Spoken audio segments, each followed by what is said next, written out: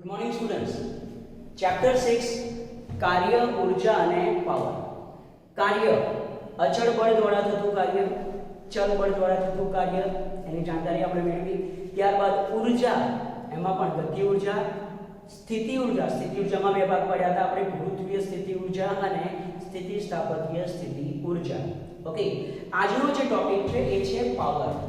કાર્ય વિશે માહિતી મેળવી, ઊર્જા વિશે માહિતી મેળવી. હવે છે પાવર. પાવર એટલે શું? પાવર આનો યુઝ કેમ થાય, કેમ આ રાશિ ભણવાની પાવર? તો જુઓ, આપણને કાર્ય ખબર છે કે કાર્ય એટલે શું. જો કોઈ પદાર્થને આ A થી B સુધી લઈ જવો હોય તો આપણે કંઈક બાહ્ય બળ લગાવવું પડે અને એનું સ્થાનાંતર થાય. તેનો મતલબ શું કે કાર્ય કેટલું થવું કહેવાય? કાર્ય W = FD. કાર્ય W = FD. આના વિશે આપણને ખબર છે. હવે જો આ કાર્ય છે, મારે A થી B સુધી લઈ જવું છે બ્લોકને. ક્યાંથી ક્યાં લઈ જવું છે? A થી B સુધી. દાખલા તરીકે કોઈ વ્યક્તિ એક છે, એ વ્યક્તિ એ આ કામ કરવા માટે 2 કલાક લે છે, જ્યારે બીજો જે વ્યક્તિ છે, વ્યક્તિ 2, એ આ જ કામ કરવા માટે કેટલો સમય લે છે? 1 કલાક. મારે બ્લોકને લઈ જવો છે A થી B. એક વ્યક્તિ 2 કલાક લગાડે છે, જ્યારે બીજો વ્યક્તિ 1 કલાક લગાડે છે. તો આ શું કહેવાય? તો કે મેં આ કાર્યને સમય સાથે સાંકળ્યું કહેવાય. આ કાર્યને સમય સાથે સાંકળ્યું કહેવાય. ઓકે, કે કાર્ય કરવાનો દર આ સેમ કાર્ય એક વ્યક્તિ 2 કલાકમાં કરે છે, જ્યારે બીજો વ્યક્તિ 1 જ કલાકમાં કરે છે. તો કોનો કાર્ય કરવાનો દર વધારે કહેવાય? વ્યક્તિ 2 માટે કાર્ય કરવાનો દર વધારે કહેવાય, જ્યારે વ્યક્તિ 1 માટે એ કાર્ય કરવાનો દર કેવો થાય? ઓછો થાય. ખબર પડે છે? ઓકે, જે રીતે હું એવું કહું કે નીચે કોઈ ગ્રાઉન્ડ ફ્લોર પર 2 સ્ટુડન્ટ્સ છે, એમને હું કહું કે તમારે 4થા માળે જવાનું છે. ઓકે, તો એક સ્ટુડન્ટ ગ્રાઉન્ડ ફ્લોરથી ઉપરના માળે આવવા માટે 30 મિનિટ લે છે અને બીજો 15 જ મિનિટ લે છે. તો આ શું છે? ગ્રાઉન્ડ ફ્લોરથી 4થા માળે એટલે અંતર એટલે કે ઊંચાઈ તો કેવી છે? સમાન. ઊંચાઈ કેવી છે? સમાન. બંનેને લીધેલ જે માર્ગ છે એ પણ કેવો છે? સમાન. તો બંનેમાં ડિફરન્સ શું આવ્યો? સમય. કે સેમ કાર્ય માટે બંનેને લીધેલા જે સમય છે, સમય કેવા છે? જુદા જુદા. બંનેને લીધેલા સમય કેવા છે? જુદા જુદા. તો આ વસ્તુ જે છે કે કાર્યને આપણે સમય સાથે સાંકળવાનું છે. ઓકે, અને ખૂબ જ જરૂરી છે. કાર્ય કરવાનો દર ખૂબ જ જરૂરી છે. ઓકે, અત્યારે હું એવું કહું કે આ 25 મિનિટનો મારો વિડીયો છે એ તમારે જોવાનો છે. તો કોઈક સ્ટુડન્ટ એ વિડીયો 1 કલાકમાં પૂરો કરી શકે, કોઈક સ્ટુડન્ટ એના માટે 3 કલાક પણ લઈ શકે. તો આ ડિફરન્સ થયો કહેવાય ને. કાર્ય સમાન જ છે, પણ તમે જે ટાઈમ લો છો એ ટાઈમ કેવા છે? જુદા જુદા. એ ટાઈમ કેવા છે? જુદા જુદા. ઓકે, ઓફિસ વર્કમાં શું હું કરું તો ચાલે? ઓકે, કે મને એક ફાઇલ આપી અને એક ફાઇલ હું આખા દિવસમાં બતાવું તો પાવર કેવો કહેવાય? ઓછો. તો અમુક વસ્તુઓ જે છે, ઓકે, કે કાર્ય કરવાનો સમય દર, એના બેસિસ પર તમારું પરફોર્મન્સ કેવું છે એ ખબર પડે. તમારું પરફોર્મન્સ કેવું છે એ ખબર પડે. શાના બેસિસ પર? કે તમારો કાર્ય કરવાનો દર કેવો છે. ક્લિયર? તો આ છે પાવરનું મહત્વ. કે પાવર એટલે શું? તો કે જ્યારે આપણે કાર્યને સમય સાથે સાંકળીએ ત્યારે બનતી જે રાશિ છે એ છે પાવર. પાવર વ્યાખ્યાયિત કઈ રીતે થાય? કાર્યના સમય દરને પાવર કહે છે. ધારો કે t સમયમાં થતું કાર્ય W હોય તો સરેરાશ power P average is equal to લખાય W upon T. ક્લિયર આ વસ્તુ? ઓકે, હવે તત્કાલીન પાવર કેમનો લખાશે? તત્કાલીન power P is equal to આપણે લખીશું dW upon T. તત્કાલીન પાવર કેવી રીતે લખીશું? dW upon dt. કાર્યનું સમયની સાપેક્ષે વિકલન. આપણે સમયગાળો કેવો લેવાનો? સૂક્ષ્મ. કે સમયગાળો ડેલ્ટા t કેવું લઈ લઈએ આપણે? ટેન્ડ્સ ટુ 0 એટલે કે સૂક્ષ્મ. ક્લિયર? હવે આપણને w નું સૂત્ર ખબર છે કે કાર્ય W is equal to it is F dot T. કાર્ય W is equal to it is F dot T. તો આ પાવરના સૂત્રમાં કિંમત P is equal to it is d upon dt. d dot E. હવે જો બળ અચળ હોય તો ઇઝ ઇક્વલ ટુ મને આપણે લખી શકું કે F બાર એટલે છે અહીંયા and it is d upon dt. F બાર એટલે છે d upon dt of v. d એટલે સ્થાનાંતર. સ્થાનાંતરનો સમયની સાપેક્ષે વિકલન શું મળશે? વેગ. તો is equal to it is F dot v is equal to it is F dot v. તો આ પાવરનું બીજું સૂત્ર આવ્યું કે power p is equal to it is F dot v. Power p is equal to it is F dot v. Clear આ વસ્તુ ખબર પડી? તો હા, પાવરના સૂત્રો આ છે સરેરાશ પાવરનું સૂત્ર, આ છે તત્કાલીન પાવરનું સૂત્ર અને આ પાવરનું બીજું સૂત્ર કે power p is equal two F dot v. હવે પાવરના એકમ પહેલું ચલો power p is equal two મેં લખ્યું અહીંયા w upon d. w એટલે કાર્યનો એકમ જૂલ છેદમાં સેકન્ડ. બીજું કાર્ય બરાબર બળ ગુણ્યા સ્થાનાંતર એટલે આને આ રીતે લખાય ન્યૂટન મીટર પર સેકન્ડ. ઓકે, પણ વૈજ્ઞાનિક વોટની યાદમાં એનો બીજો એકમ કહેવાય છે વોટ, જેને દર્શાવવામાં આવે છે w વડે દર્શાવવામાં આવે છે. અને હા, 1 વોટ બરાબર કેટલા થશે? તો કે 1 જૂલ પર સેકન્ડ. એનો મતલબ કે જો 1 જૂલ જેટલું કાર્ય 1 સેકન્ડમાં થતું હોય તો કેટલો પાવર થાય? 1 watt. 1 watt is equal to 1 joule per second. બીજો એક યુનિટ છે જે છે horse power, HP. Horse power generally આ જે પાવરનો એકમ છે ને એ ઓટોમોબાઈલ્સ વ્હીકલ્સમાં યુઝ થતો હોય છે કે કોઈ પણ વાહનનો હોર્સ પાવર આટલો છે. ઓકે, તો એ હોર્સ પાવર એનું કન્વર્ઝન છે 746 વોટ. 746 વોટ કે તમારે યાદ રાખવાનું છે, કદાચ કોઈ MCQ તરીકે પૂછી શકે. ઓકે, હવે હું ફરીથી પાવરનું સૂત્ર લખું છું કે power p is equal two w upon v. તો w is equal to it is pt. જો તમને પાવર આપેલો હોય અને સમય આપેલો હોય તો તમે કેટલી ઊર્જા, કેટલું કાર્ય થયું છે કેમનું ગણી શકો. આ w એટલે શું? w એટલે કે ઊર્જા અથવા તો હું કાર્ય પણ કહી શકું અને p એટલે કે પાવર. જ્યારે t શું છે? સમય છે. ઓકે, હવે જો હું એવું કહું કે 1 કિલોવોટ પાવર વાળું કોઈ વસ્તુ, 1 કિલોવોટ પાવર વાળું કોઈ વસ્તુ, ઓકે, 1 કલાક માટે ચાલુ છે. 1 કિલોવોટ પાવર વાળું કોઈ વસ્તુ, કોઈ લોડ 1 કલાક માટે ચાલુ છે. દાખલા તરીકે 1 કિલોવોટનો બલ્બ છે. જસ્ટ એક્ઝામ્પલ, 1 કિલોવોટનો કોઈ બલ્બ છે, 1 કિલોવોટનો કોઈ બલ્બ છે અને 1 કલાક સુધી ચાલુ છે. તો કેટલી ઊર્જા વપરાશે? તો જો અહીંયા શું કરું છું? w is equal two power કેટલો છે? 1 કિલોવોટ. કેટલા સમય સુધી ચાલી રહ્યો છે? તો કે 1 કલાક સુધી. તો કેટલી ઊર્જા વપરાશે એ જોઈએ. તો C w is equal to 1 kilowatt એટલે 10⁻³ વોટ ઇન્ટુ 1 અવર એટલે 3600 સેકન્ડ. આટલી ખબર પડી?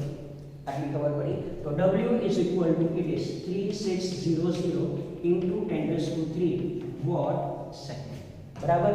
હવે 3600 છે ને હું આ રીતે પણ લખી શકું. ઇટ ઇઝ 3.6 ઇન્ટુ 10⁻³ ઇન્ટુ 10⁻³ અને આ વોટ એટલે કેટલા? તો કે joule per second. It is joule per second into second એટલે સેકન્ડ કટ થઈ ગયા. તો બાકી શું રહેશે? તો કે w is equal two 3.6 into 10⁻⁶ joule. ખબર પડી? તો જો 1 કિલોવોટ વાળો લોડ 1 કલાક માટે ચાલુ રહે તો કુલ કેટલી ઊર્જા વપરાય? 3.6 ઇન્ટુ 10⁻⁶ જૂલ. 3.6 into 10⁻⁶ joule. વિદ્યાર્થીઓ, જો આપણને ખબર હોય તો આપણા ઘરમાં જે કંઈ પણ ઇલેક્ટ્રિસિટીનું બિલ આવે છે ને એ ઇલેક્ટ્રિસિટીનું બિલ શાના પર કાઉન્ટ થાય છે? તો કે યુનિટ પર. ઓકે, રહેણાંક વિસ્તારો માટે, રેસિડેન્શિયલ એરિયા માટે એ યુનિટનો ભાવ ફિક્સ હોય. ઇન્ડસ્ટ્રીયલ એરિયા માટે પણ એ યુનિટનો ભાવ ફિક્સ હોય કે 1 યુનિટ પર આટલા રૂપિયા. તો જ્યારે પણ મીટર ચેક કરે ને ત્યારે એ લોકો યુનિટ ચેક કરે કે આટલા યુનિટનો વપરાશ છે. તો સીધો સંબંધ મારવાનો, 1 યુનિટના આટલા રૂપિયા તો તમારા વપરાયેલા યુનિટના કેટલા રૂપિયા. ખબર પડી? તો એ પ્રમાણે આપણું જે ઇલેક્ટ્રિસિટી બિલ છે એ જનરેટ થાય. ઓકે, તો એ યુનિટ એટલે શું છે? તો યુનિટ એટલે જો કોઈક લોડ જે 1 કિલોવોટ પાવર આપતું હોય એ 1 કલાક માટે ચાલુ હોય ત્યારે વપરાતી જે ઊર્જા છે એને કહેવાય છે 1 યુનિટ. એટલે અહીંયા મારે કહેવું હોય ને તો 1 યુનિટ બરાબર શું? તો 1 unit is equal to 1 kilowatt hour. અને યાદ રાખજો આ યુનિટ એ ઉર્જા છે. આ યુનિટ એ શું છે? ઉર્જા છે. 1 યુનિટ એટલે 1 કિલોવોટ અવર ઉર્જા. 1 યુનિટ એટલે 1 કિલોવોટ અવર ઉર્જા. અને ઇઝ ઇક્વલ ટુ કેટલી થશે? 3.6 into 10⁶ into 10⁶. ખબર પડી? ક્લિયર? તો હવે આવા રિલેશન પરથી તમારે કેલ્ક્યુલેશન કરવાનું આવે કે મારા ઘરમાં આટલા ટ્યુબલાઇટ, આટલા પંખા, આટલા ટીવી ને બધા છે, એમના વોટ આટલા છે, એ આટલા સમય માટે ચાલુ રહે છે, તો ઇલેક્ટ્રિસિટીનું બિલ કેટલું જનરેટ થઈ શકે. ઓકે, તો આવી ગણતરી પરથી કુલ ઉર્જા શોધી, એક યુનિટ માટે આટલો ભાવ, તો કુલ ઉર્જા માટે કેટલો ભાવ, એના પરથી ઇલેક્ટ્રિસિટીની ગણતરી થઈ શકે. ક્લિયર? ચલો એક ક્વેશ્ચન જોઈએ. સ્વાધ્યાય 6.25. જો ક્વેશ્ચન શું છે? તમને બે ઢાળવાળી સપાટી આપેલી છે. એક સપાટીનો ઢાળ વધારે છે જ્યારે બીજાનો ઓછો છે. આ છે A, આ B અને આ C. આ જે ઢાળ છે એ છે 30 ડિગ્રી અને આ જે ઢાળ છે એ છે 60 ડિગ્રી. ઓકે, એટલે તમને બે ઘર્ષણ રહિત ઢાળવાળી સપાટી આપેલી છે. બે ઘર્ષણ રહિત ઢાળવાળી સપાટી આપેલી છે. ઓકે, આ ઢાળવાળી સપાટી કહીને બંને અહીંયા બિંદુ A પર મળે છે. બંને ક્યાં મળે છે? અહીંયા બિંદુ A પર. બિંદુ A પરથી બે સમાન પદાર્થને, એકને AB સપાટી પર અને બીજાને AC સપાટી પર ગતિ કરાવવામાં આવે છે. A પર બંને કેવા છે? સ્થિર. એ બે સમાન પદાર્થો ને બિંદુ A પરથી સ્થિર સ્થિતિમાંથી ઢાળ પર નીચે તરફ ગતિ કરાવવામાં આવે છે.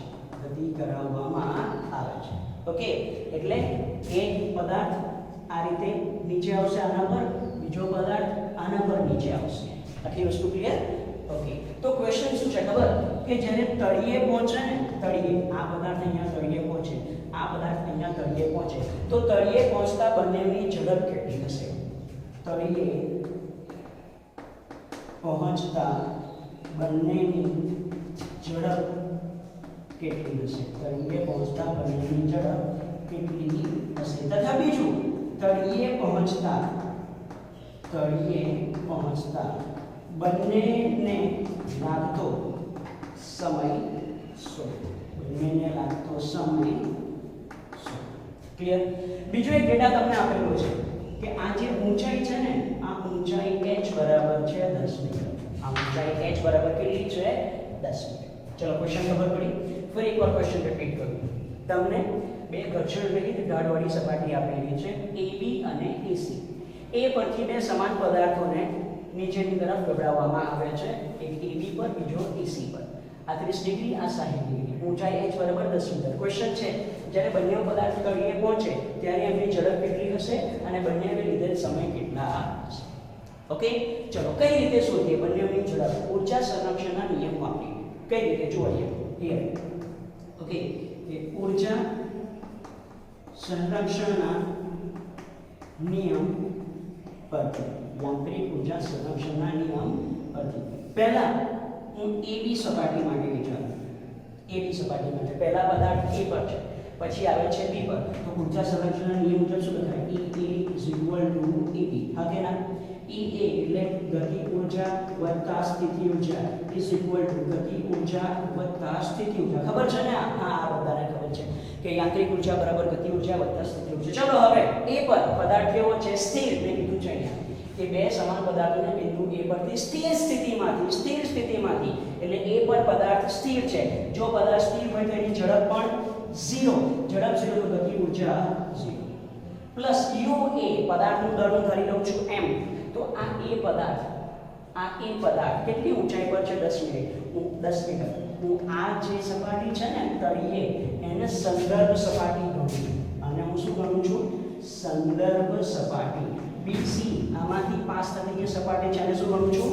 સંદર્ભ સપાટી. તો જુઓ આ A એ સંદર્ભ સપાટીથી કેટલી ઊંચાઈએ કહેવાય? 10 મીટર ઊંચાઈએ. બિંદુ A સંદર્ભ સપાટીથી કેટલી ઊંચાઈએ કહેવાય? 10 મીટર ઊંચાઈએ. તો શું લખીશ અહીંયા? MGH is equal KB.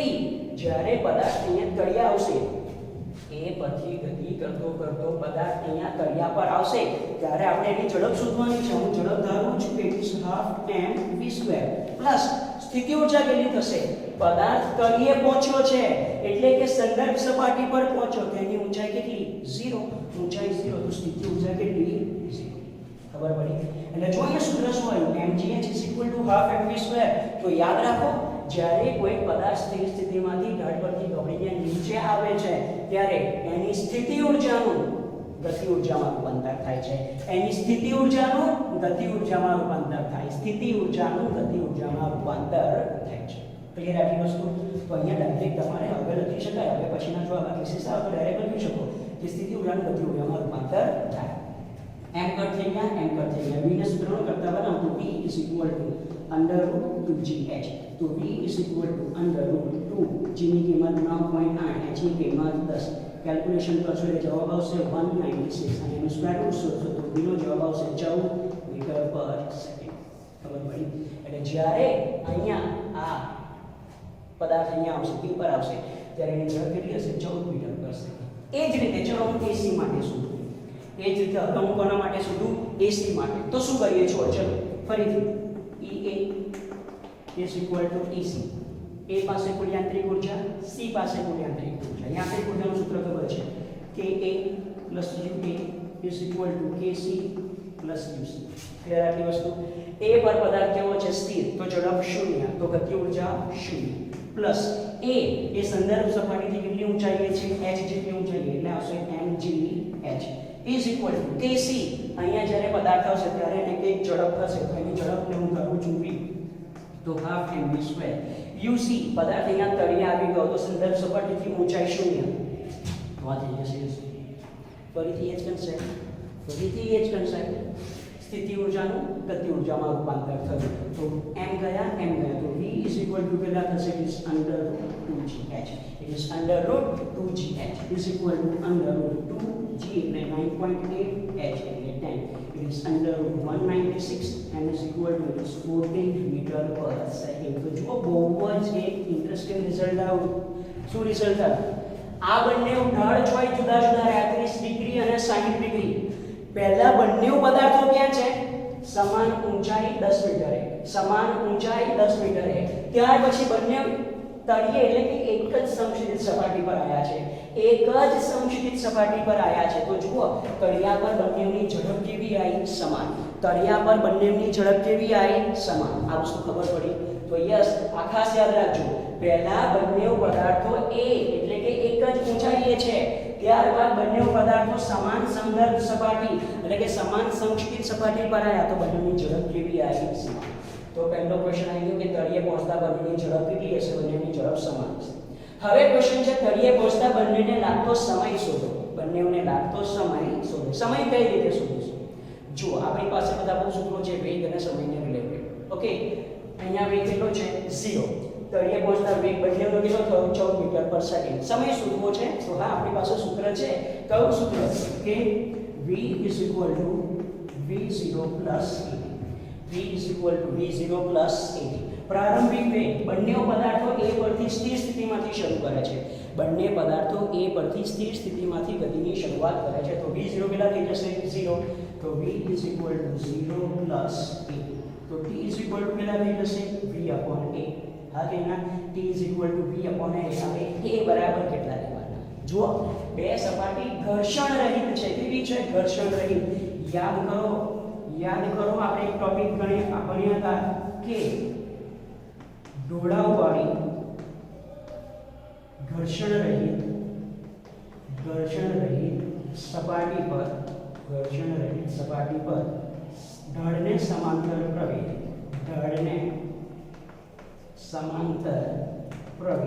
A = g sin θ છે. ઢાળને સમાંતર પ્રવેગ કેટલો છે a g sin થીટા. આ આપણે એક લેક્ચરમાં ભણ્યા છે ચેપ્ટર 5 માં કે ઢાળવાળી ઘર્ષણ રહિત સપાટી પર ઢાળને સમાંતર પ્રવેગ a g sin થીટા. તો t here is v upon a એની જગ્યાએ લખું g sin થીટા. ક્લિયર આટલી વસ્તુ? ચલો હવે પહેલા ઢાળ માટે a b માટે ઓકે એટલે કે આના ઓકે ને. તો ચલો શું થશે? ઢાળને સમાંતર આનો જે પ્રવેગ છે a કેટલો થશે g sin થીટા. ક્લિયર આટલી વસ્તુ? તો આ સીધામાંથી લખું. ચલો t1 v ની કિંમત કેટલી છે 14 ઓકે g 9.8 અને sin 30 એટલે કે 1/2 so 14 9.8 sin 30 એટલે કે 1/2. જો કેલ્ક્યુલેશન કરશો તો તમારો જવાબ આવશે 2.86 મીટર. Sorry 2.86 second. સમયનો એકમ થઈ જશે સેકન્ડ. ક્લિયર? ઓકે એનો મતલબ કે પદાર્થ a થી b આવવા માટે કેટલો સમય લે છે 2.86 second.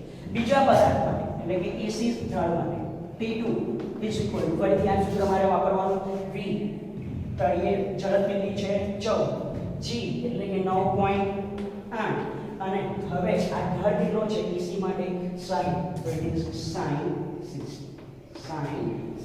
so is equal to 14 into 9.8 into root 3/2. જો આ કેલ્ક્યુલેટ કરશો તો જવાબ આવે છે 1.65 સેકન્ડ. ઓકે T1 અને T2 બંનેના આન્સર જુદા છે. સી એક વસ્તુ સેમ આવી બંનેની તળિયે ઝડપ કેવી આવી છે સમાન પરંતુ બંનેએ તળિયે પહોંચવા માટે લાગતા સમય કેવા લીધા જુદા. તો આ થવાનું રીઝન શું? આ થવાનું રીઝન છે આ બંનેના જે પ્રવેગ છે અહીંયા પ્રવેગ કેટલો છે g sin 60 અને અહીંયા પ્રવેગ કેટલો છે g sin 30. ઢાળવાળી સપાટી પર ઢાળને સમાંતર નીચેની તરફ પ્રવેગનું સૂત્ર છે g sin થીટા. તો એ પ્રવેગ ઢાળ પર આધારિત છે. માટે બંને કેસમાં પ્રવેગ જુદા હોવાથી સમય કેવા મળે છે જુદા. તો અહીંયા મારાથી લખાય કે t2 is less than t1. એનો મતલબ કે જે ઢાળ વધારે છે ત્યાં પદાર્થ ઓછો સમય લેશે. ત્યાં પદાર્થ કેવો સમય લેશે? ઓછો સમય. ક્લિયર આટલી વસ્તુ? ઓકે જ્યારે અહીંયા એ વધારે સમય લેશે. ઓકે તો તમને બે ક્વેશ્ચન હતા કે યસ ઝડપ શોધો તળિયે અને બીજું તળિયે પહોંચતા કેટલો સમય લાગશે. ઓકે તો આજના લેક્ચરમાં આપણે ભણ્યા પાવર એટલે શું અને ઊર્જા સંરક્ષણ નિયમને આધારિત ક્વેશ્ચન. સ્ટુડન્ટ્સ રેગ્યુલર વિડિયોઝ જુઓ, નોટ્સ રેગ્યુલર બનાવવાનું રાખો અને ગૂગલ ક્લાસરૂમમાં અપલોડ કરવાનું રાખો. પ્લસ જે કંઈ બી ડાઉટ્સ હોય એ પણ તમે રેગ્યુલર સોલ્વ કરાવતા રહો. અને હા રેગ્યુલરલી વિડિયોઝ લાઈક શેર અને કોમેન્ટ